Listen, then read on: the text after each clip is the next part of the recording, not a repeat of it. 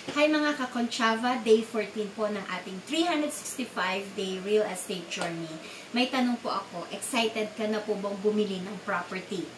Pero bago nyo po i-finalize ang deal, sure ka bang walang red flags? So pag-usapan po natin ngayon yung paano po malalaman kung legit o safe ang bibilhin mong property.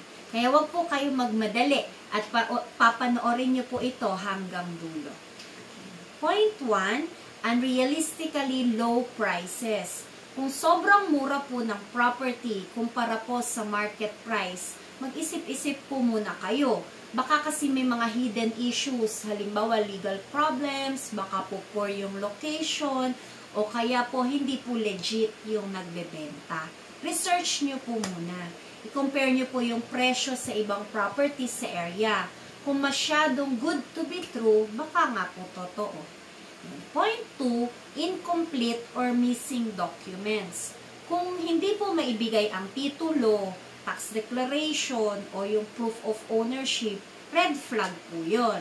Hindi ka makakasigurado kung sino po ang may-ari. Siguraduhin po na may clean title, tsaka updated po yung property taxes. Mas maganda rin kung may accredited broker o kaya po real estate salesperson po kayong makakausap. Sila po kasi yung tutulong para i-verify yung mga documents at tiyakin po na safe yung deal ninyo. Ang point 3 po ay yung pressure to pay immediately. Kung pinipilit po kayo na mag-down payment agad-agad o nagmamadaling tapusin yung deal, medyo konting duda po doon.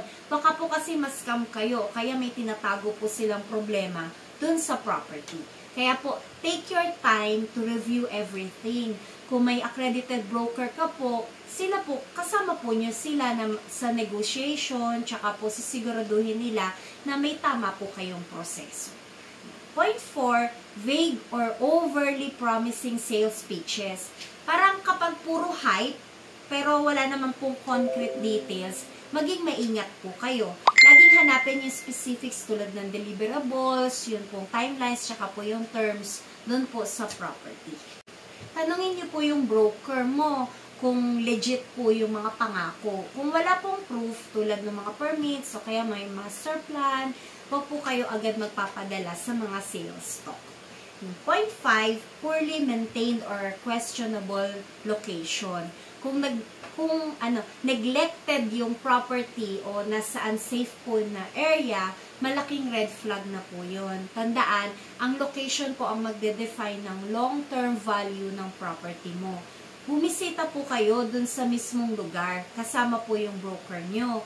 Mas alam po nila kasi kung ano yung dapat tingnan, bawa yung sa flood history, yung mga structural issues, o kaya yung community safety. Kaya po, mga kakonchava, kung gusto nyo po na maging safe at smooth ang pagbili ng property, makipag-deal po kayo sa accredited real estate salesperson o broker. Hindi lang po sila yung mag-a-assist, sila rin po yung sisigurado na nasa tamang direction po ang inyong investment.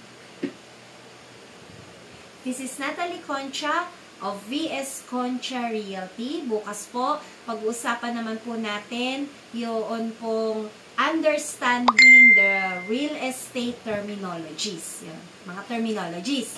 Don't forget to like, share, and follow. At lagi po natin tatandaan, real estate is for everyone. Let us learn together.